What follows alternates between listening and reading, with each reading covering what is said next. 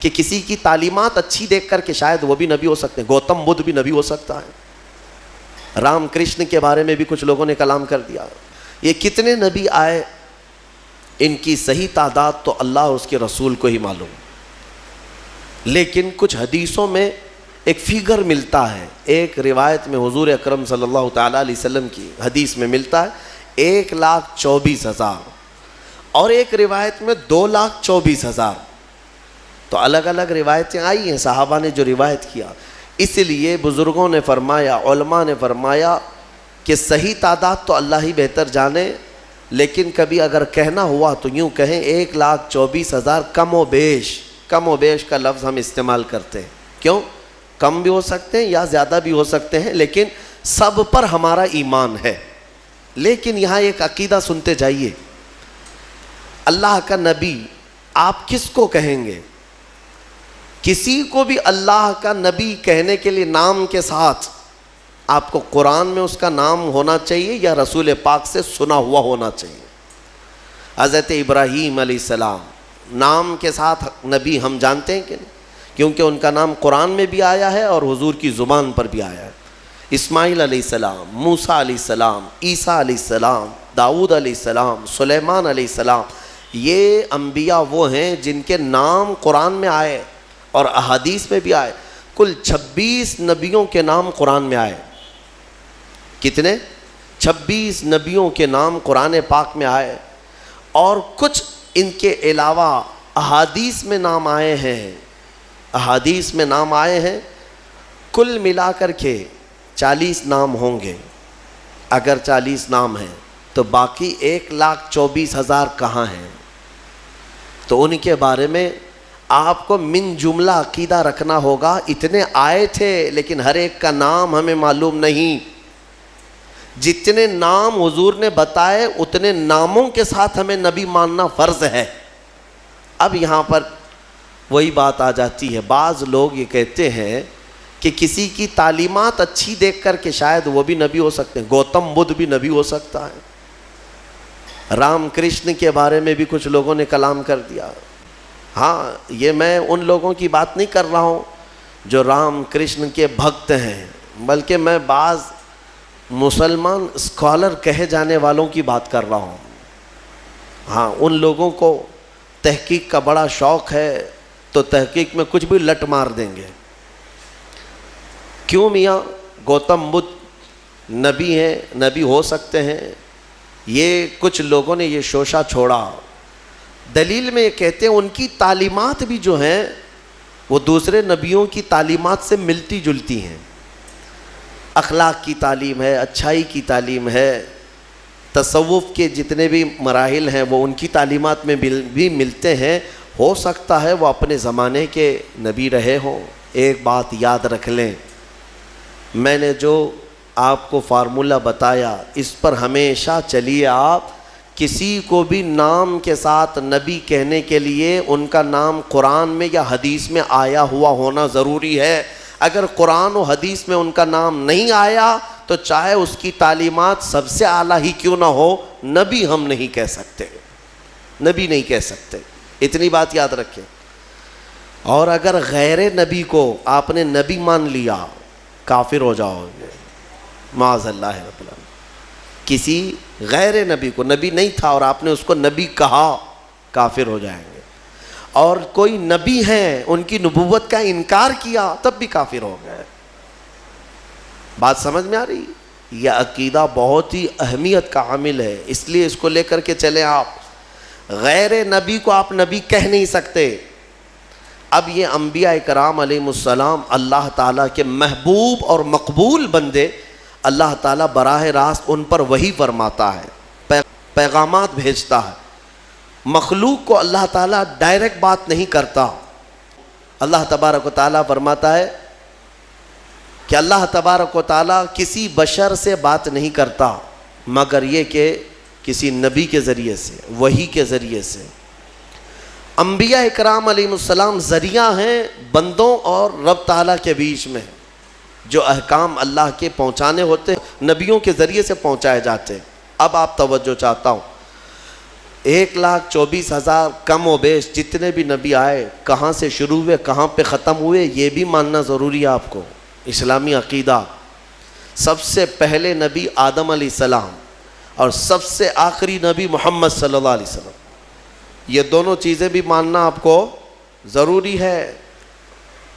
قرآن پاک جب مکمل ترتیب دے دیا گیا نا, مکمل ترتیب دے دیا گیا تو ادھر ایک اور ادھر ایک, جس کو ہم رٹ کہتے ہیں نا, رٹ پٹھا یعنی کور, اس کو عربی میں دفت کہا جاتا ہے. ما بین الدفتین یعنی دو رٹ کے کور لگا دیے گئے قرآن کو. اور حضرت عثمان غنی نے فرمایا اب قرآن وہی ہے جو ان دو رٹ کے بیچ میں ہے, اس میں کوئی ایک ورق زیادہ بھی نہیں کرے گا اور ایک ورق اس میں سے نکالے گا بھی نہیں, سب گنا جا چکا ہے. اور اگر یہ رٹ ہٹ گیا یعنی یہ کور ہٹ گیا تو کوئی بھی اس میں اضافہ کرے گا یا کم کرے گا. میں یہ مثال اس لیے دے رہا ہوں, آدم علیہ السلام ابتدائے انبیاء اکرام میں پہلے نبی ہیں اور محمد صلی اللہ تعالیٰ علیہ وسلم آخری نبی ہیں. یہ دونوں اول و آخر کا ماننا بہت ضروری ہے. ان میں ایک نبی کو بھی ہٹایا تو بہت سارے ظالم دوسروں کو لا کر اندر داخل کریں گے, وہ بھی نبی ہیں یہ بھی نبی ہیں. اور اسی لیے انبیاء اکرام میں ایمان کی جب بات آتی ہے تو خاص طور پر ہم یہ ذکر کرتے ہیں سارے نبیوں کو ماننا ہمارے لیے ضروری ہے, سارے نبیوں پر ایمان ہے. لیکن محمد صلی اللہ تعالیٰ علیہ وسلم کے بارے میں کچھ عقیدے الگ ہیں, خاص ہیں. وہ یہ ہے کہ وہ نبی بھی ہیں, رسول بھی ہیں, افضل الرسل بھی ہیں, سید الانبیاء بھی ہیں. یہ سب ماننا ہر مومن کے لیے ضروری ہے. وہ امام الانبیاء بھی ہیں, امام الاولین امام الآخرین بھی ہیں.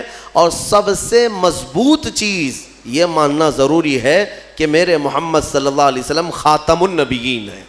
اب ان کے بعد کوئی نبی نہیں آ سکتا. اگر کسی نے نبوت کا دعویٰ کیا میرے آقا کے بعد, حدیث میں اس کو دجال کہا گیا ہے. وہ دجال ہے. دجال کسے کہتے؟ سب سے بڑا جھوٹا. وہ جو بڑا دجال آئے گا وہ بعد میں آئے گا, لیکن جو نبوت کا دعویٰ کرتے ہیں وہ بھی دجال ہیں. حضور کی ایک حدیث میں ہے, میرے آقا نے فرمایا میرے بعد تم دیکھو کہ قریب 30 دجال آئیں گے اور سب نبوت کا دعویٰ کریں گے. حضور کے انتقال کے وفات کے فوراً بعد ہی 2 دجال ظاہر ہو گئے تھے, مسیلمہ کذاب اور اسود عنسی. یہ دونوں نے نبوت کا دعویٰ اسی زمانے میں کر دیا تھا اور دونوں مارے گئے ہیں, مسیلمہ کذاب اور اسود عنسی. حضرت خالد بن ولید کے لشکر میں یہ دونوں مارے گئے ہیں. ان دونوں جھوٹوں کو قتل کر دیا گیا اور بہت سارے دنیا میں ایسے آئے اور مارے گئے. اس کے بعد یہ ایک ہمارے لیے سوئے قسمت ہے کہ ہندوستان میں بھی یہ داغ آیا. قادیان پنجاب کا ایک علاقہ ہے, وہاں ایک کانا شخص پیدا ہوا جس کا نام غلام احمد تھا. انگریزوں نے اسے پالا تھا اور بڑا کر کے اس کو تعلیم دے کر کے پھر اس سے نبوت کا دعویٰ بھی کروایا. قادیانیت ایک پورا کا پورا آج ایک فرقہ ہے, ایک پورا دین پھیلا دیا.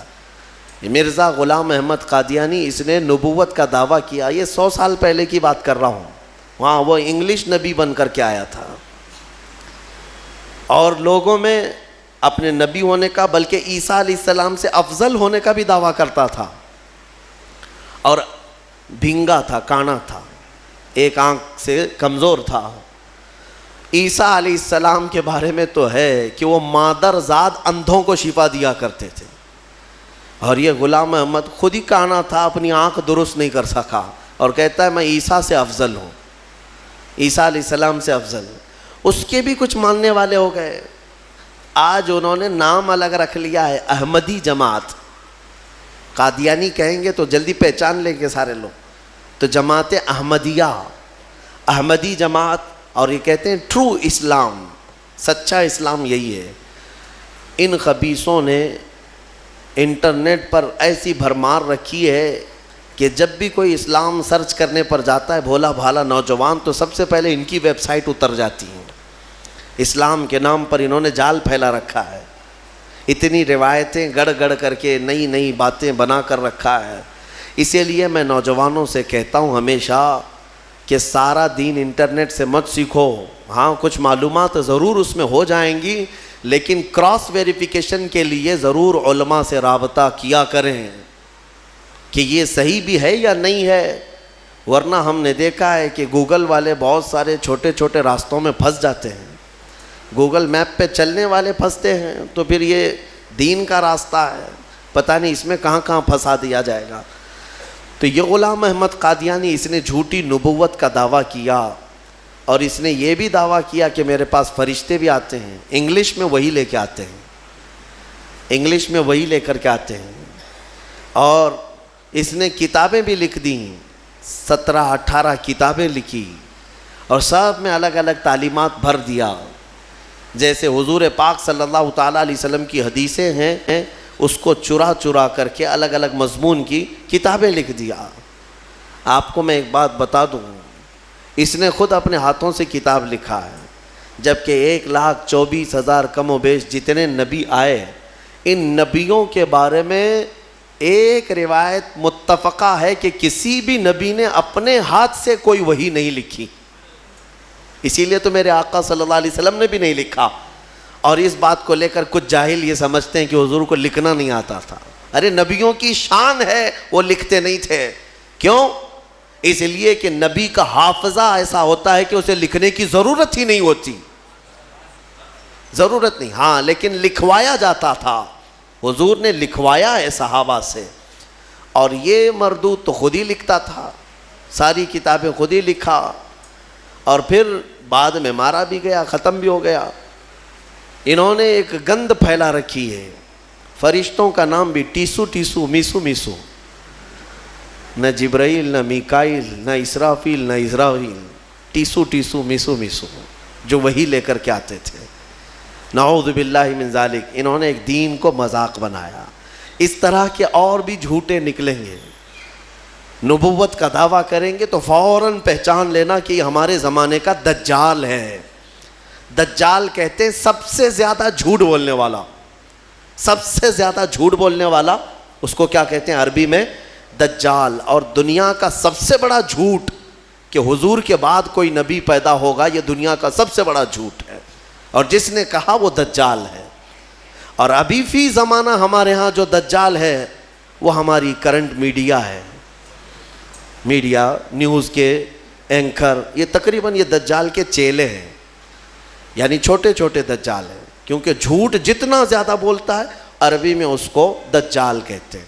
دجل عربی کا لفظ ہے حقیقت کو چھپا دینا، حقیقت کو چھپا دینا. ہاں یہ کہیں گے گھر چوری ہو گیا، دیکھا ہے چور سامنے سے جا رہا ہے، نہیں میاں وہ تو لومڑی نے چوری کیا ہے، اور پوری دنیا کو باور بھی کرا دیا جائے گا لومڑی نے چوری کیا ہے. یہ جو دجل ہے اس کو دجال کہتے ہیں، یہ جھوٹ. بہرحال انبیاء اکرام علیہم السلام کے متعلق یہ عقائد آپ کے ذہن نشین رہیں کہ یہ بہت ہی اہمیت کے حامل ہیں. نبوت کے متعلق جو عقائد ہے، اے میرے عزیزو، اس میں کبھی گمراہی نہ آئے. ابھی ماضی میں 4-6 مہینے پہلے ہی ہم سے کچھ لوگ بار بار مطالبہ کر رہے تھے کہ ایک ہندوستان میں کوئی رام پال نام سے شخص ہے جس نے تعلیمات وغیرہ کے ذریعے سے اپنے آپ کو یہ ثابت کرنا شروع کیا کہ محمد کے بعد میں آخری نبی ہوں. تمہارا کیا تعلق ہے نبوت سے؟ ادھر کیوں آ گئے؟ وہ انت بھکتی زیادہ اچھی ہے تمہارے لیے، وہیں پر رہتے. لیکن اس کے چیلے بار بار مجھے کہتے ہیں کہ ہمارے ساتھ بھی مباہلہ کر لو، ہمارے ساتھ بھی مقابلہ کر لو. میرے عزیزو، یہ منہ لگانے کے بھی قابل نہیں ہے. نبی پاک صلی اللہ تعالیٰ علیہ وسلم کے بعد آج بھی یہ موجود ہے. وہ کہتے ہیں کہ نبوت جو ہے ابھی بھی چل رہی ہے اور ہم آخری نبی ہیں. بہت سارے اس طرح کے فتنے آئے. میرے عزیزو، ایک اور فتنہ جنم لیا ہے انٹرنیٹ کی سرزمین پر، گوہر شاہی فتنہ. گوہر شاہی، لوگ اس کو دیکھ کر کے اس کی تعلیمات سے متاثر ہو جاتے ہیں. تصوف کی بڑی بڑی باتیں کرتا ہے ایک شخص، اور لوگوں کو گمراہ کرتا ہے، کبھی نفس کی باتیں، کبھی نماز کی باتیں، کبھی معرفت کی، کبھی طریقت کی۔ بھولے بھالے مسلمان یہ سمجھتے ہیں کہ اس سے زیادہ علم کس کے پاس ہے؟ اے میرے عزیزو، اس سے بھی زیادہ تعجب کی چیزیں تمہارے پاس آتی رہیں گی۔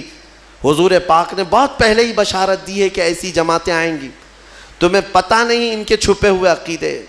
یہ گوہر شاہی فتنہ کیا ہے؟ یہ اپنے ایک پیر کو مانتے ہیں جس کو یہ کہتے ہیں کہ وہ رب الارباب ہے، معاذ اللہ، یعنی تمام خداؤں کو بھی پالنے والا ہے۔ وہ پتہ نہیں کون سے خداؤں کو پالنے والا ہے، لیکن ان کا عقیدہ یہ ہے کہ وہ رب الارباب ہے۔ یہ لفظ ہے، میں نے سنا ہے، کھلی ہوئی، یہ کھلا ہوا ارتداد ہے، ان کا اسلام سے بھی تعلق نہیں، اور لوگ اس کو تصوف کا بادشاہ سمجھے بیٹھے ہوئے ہیں، کہتے ہیں ہم کو سیدھا راستہ مل گیا۔ بلکہ میں نے ان کے فتنوں میں یہ تک سنا ہے، وہ کہتے ہیں اس زمانے میں اگر کوئی لا الہ الا اللہ کلمہ پڑھتا ہے تو وہ کھلا شرک کرتا ہے۔ اب یہ کلمہ نہیں چلے گا، گوہر شاہی کلمہ چلے گا، اس کے پیر کا کلمہ چلے گا، نعوذ باللہ من ذالک۔ نبوت کا بھی قریب قریب دعویٰ انہوں نے کیا ہے۔ اور جانتے ہیں یہ گوہر شاہی جو ایک فرقہ ہے، ریاض نام سے کوئی ان کا گرو گھنٹال ہے، اس کو اس بڑی پیمانے پر مانتے ہیں کہ یہ تسبیح میں کیا پڑھتے ہیں؟ ہم تو سبحان اللہ کہتے ہیں، وہ سبحان الریاض کہتے ہیں، نعوذ باللہ من ذالک۔ میں بھولے بھالے سنی مسلمانوں کو سمجھانا چاہوں گا کہ صرف جو دکھنے والی چکا چوند ہے اس پر مت چلے جانا، ان کا چھپا ہوا زہر اتنا خطرناک ہے کہ تم بے ایمان ہو جاؤ گے، کفر کی موت مر جاؤ گے، تمہیں پتہ بھی نہیں چلے گا۔ ہو سکتا ہے 90 باتیں ان کی اچھی لگتی ہوں، تصوف کی، طریقت کی، معرفت کی، لوگوں کو کا دل موہ لیتی ہیں باتیں، انسان کے اندر کی حقیقت بتا رہا ہے، انسان کے عروج و ارتقاء کی منزلیں بتا رہا ہے، انسان کے برزخی زندگی بتا رہا ہے، تو لوگوں کو نیا پن اچھا لگتا ہے، اٹریکٹ ہوتے ادھر چلے جاتے ہیں، لیکن تمہیں پتہ نہیں اس اٹریکشن میں آپ کب کے دین کھو بیٹھتے ہو، ایمان چلا جاتا ہے۔ جو شخص دنیا میں اپنے پیر کو یہ عقیدہ رکھتا ہو کہ یہ رب الارباب ہے، یعنی رب کو بھی پالنے والا ہے، معاذ اللہ، اور یہ عقیدہ رکھتا ہو کہ تسبیح اسی کی پڑھی جائے گی، اور یہ عقیدہ رکھتا ہو کہ کلمہ اس زمانے میں لا الہ الا اللہ پڑھنا کھلا شرک ہے، نعوذ باللہ، پھر اس کا دین اسلام سے کیا تعلق ہے؟ یہ یہودیوں کے پالے ہوئے وہ لوگ ہیں جو اسلام کو پڑھتے ہیں اور اسلامی لباس پہن کر کے ہماری جماعتوں میں آتے ہیں۔ لہٰذا میں سب کو الرٹ کرنا چاہوں گا، اس فتنے سے اپنے آپ کو بچاؤ۔ میں بہت دور دور جا کر کے دیکھا، چھوٹے چھوٹے علاقوں میں صرف انٹرنیٹ کو دیکھ کر کے لوگ اس کے مرید ہو گئے، اس کے گرویدہ ہو گئے، اس کے پیچھے ہو گئے۔ کسی وقت انشاءاللہ العزیز میں پورا آپریشن کروں گا اس کا، اس لیے کہ میں بہکتے ہوئے کئی لوگوں کو دیکھا ہے۔ بہرحال آج سورہ انبیاء کی ہم نے تلاوت کی،